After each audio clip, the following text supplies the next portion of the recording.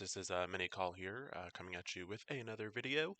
As this title suggests, this is going to be kind of just a further description of what the Dark Dimension campaigns are, what the requirements are like, what gear you get from these campaigns, as well as just the overall process of how the campaign works. So, with that being said, I am on currently my main account. So if we are looking at the Dark Dimension campaign, they do have different requirements, which are listed right up here. So Dark Dimension 1 is going to require 6-star characters, Dark Dimension 2 requires Gear Tier 13, and Dark Dimension 3 requires Gear Tier 14, as well as there are additional traits that are required for this campaign. So real quick, just going into it, Dark Dimension 1 requires 6-star characters. You will need a team of 5 to start the initial campaign. And then once you go in, there are going to be fights, and you will go in with your team, and you will try to get through as many nodes as possible. Once you get to the end for that first running, you will get these rewards on the left. So there are 6 random items that you will get, plus these. So basically, you will get 6 of these randomly. These are basically fully realized gear. So basically, this is a fully equipped, you can just equip this, and this would automatically get you kind of either a gear 13 or a gear 14 item, depending on where that character is. After you finish Dark Dimension for the first time, you do have the second option of the timed campaign. The actual timed aspect of it is really more just for bragging rights. How long it takes you to finish really doesn't affect the rewards you get. But the second time you finish the Dark Dimension 1 campaign, you are going to get 1,320 of these items randomly. And a lot of these items are basically going to kind of help get you to the next Dark Dimension tier. So while it can be super tempting to just kind of go in and use these rewards on just any random character, I would kind of advise some restraint and try to use it on characters that you are planning to take into Dark Dimension 2.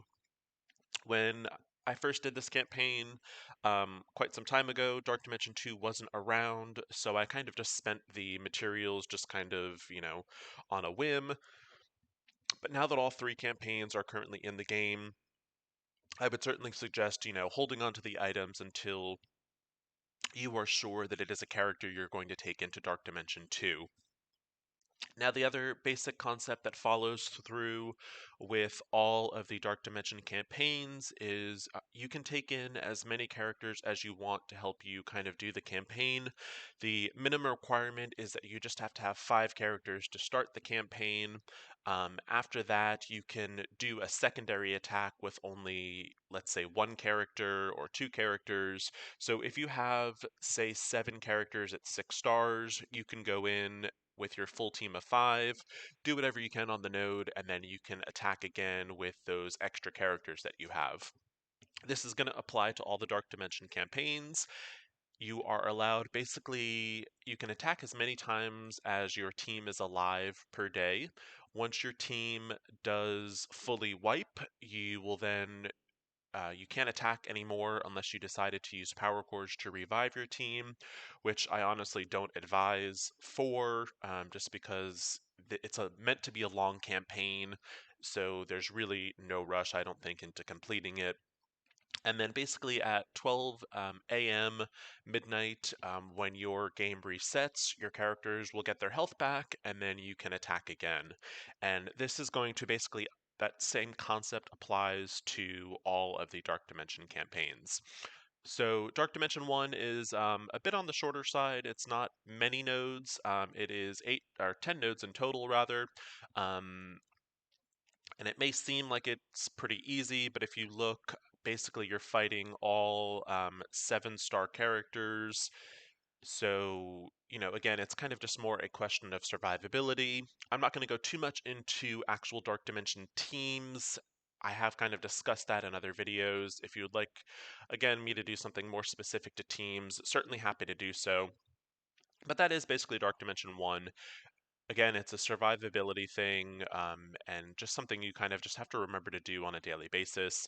You will get 6 pieces of gear that you can just straight up equip.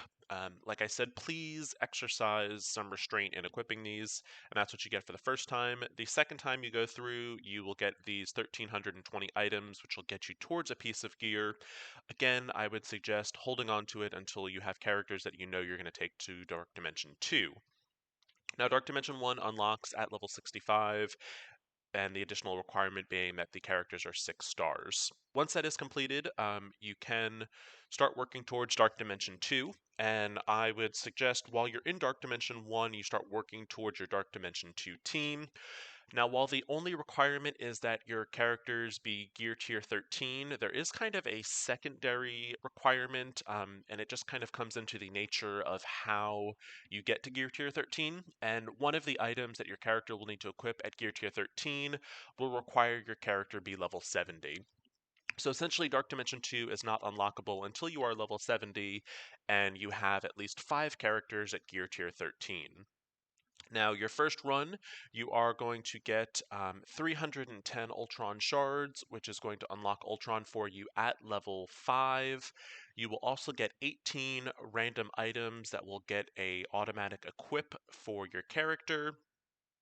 And then you will also get 3,960 of these random items. That is for your first time completing. Then you will also have the option to do the timed run. When you do the timed run, you will get 500 Ultron shards, which is going to get you to level 7. You're going to get 27 of these random equip items, as well as 5,940 random items.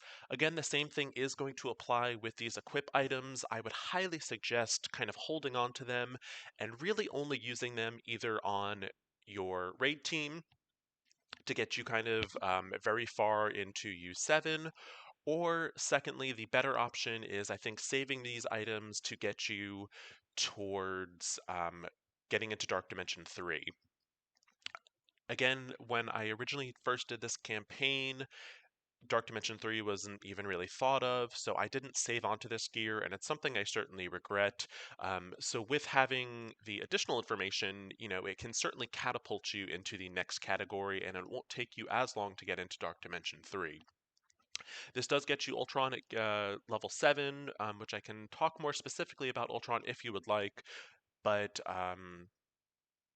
so that is basically Dark Dimension 2. Kind of the same thing. You go through the nodes, you clear through, and once you get to node 16, you complete it. Now, this one, the main difference with this Dark Dimension campaign is it does kind of introduce red stars into the game, so you're going to find that this mode is a little bit harder.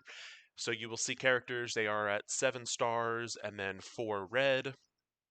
So this campaign will be harder. Again, it is kind of about survivability and just kind of lasting as long as you can.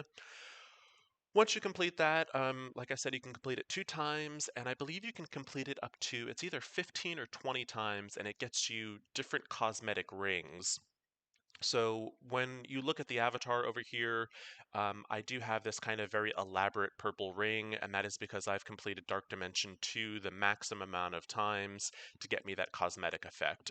Again, it's purely cosmetic, it's not something that's required, but totally up to you. Now, the next campaign is going to be Dark Dimension 3. Again, that is going to require Gear Tier 14, and very similar to Dark Dimension 2, and that it does kind of have a sort of level requirement because you cannot get to Gear Tier 14 unless the character is at level 75. So Dark Dimension 3 essentially unlocks at level 75. Now, this campaign also has an additional requirement, and you're going to notice that it's kind of broken up into 4s. And the first 4 nodes, you can basically use any type of character. That is Gear Tier 14. The second part of the campaign, it's going to require a global, or actually I can't show you because I've completed them, but the second set of nodes is going to require only global characters at Gear Tier 14.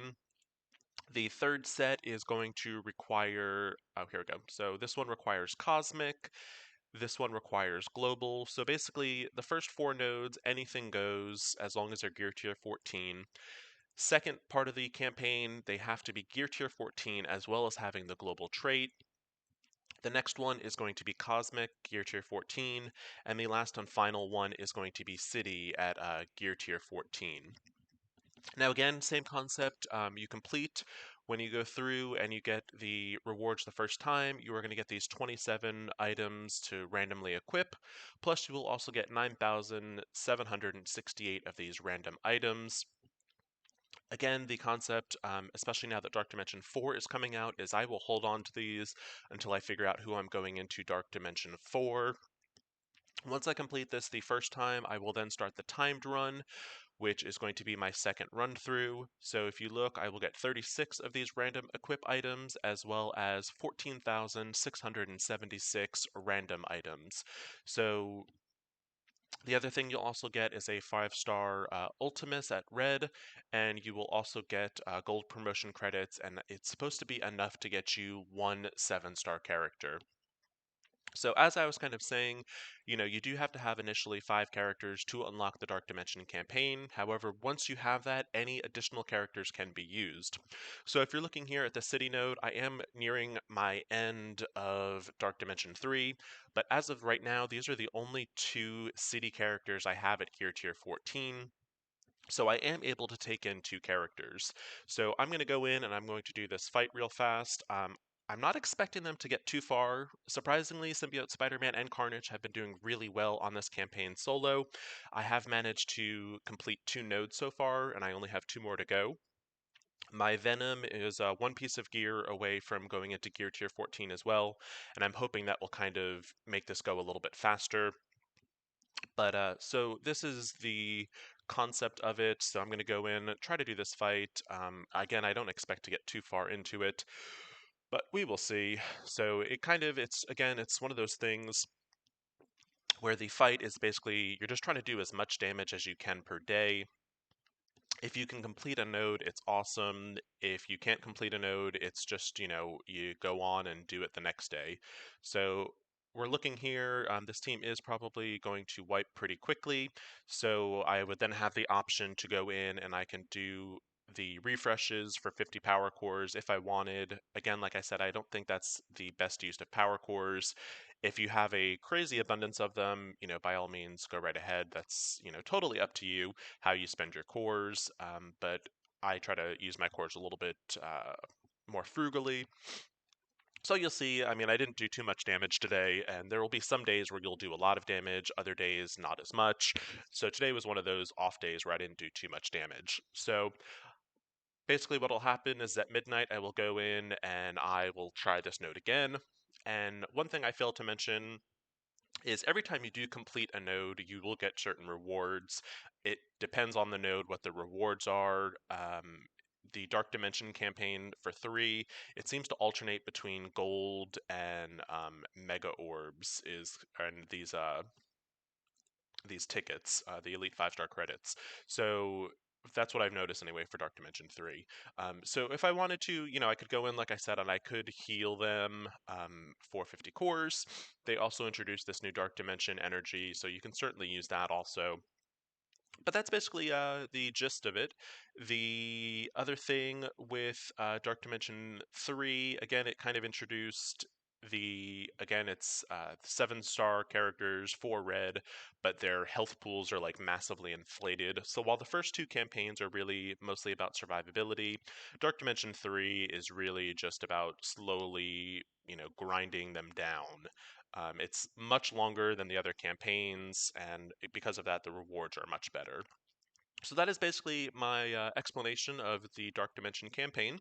If you have any additional questions, feel free to reach out to me either at Discord at Khaleesi, in-game mini call Dracarys or Khaleesi, and any questions, comments, or concerns, feel free to reach out to your Alliance leadership, and if you would like to see any specific content made, please feel free to let me know. Always happy to produce that.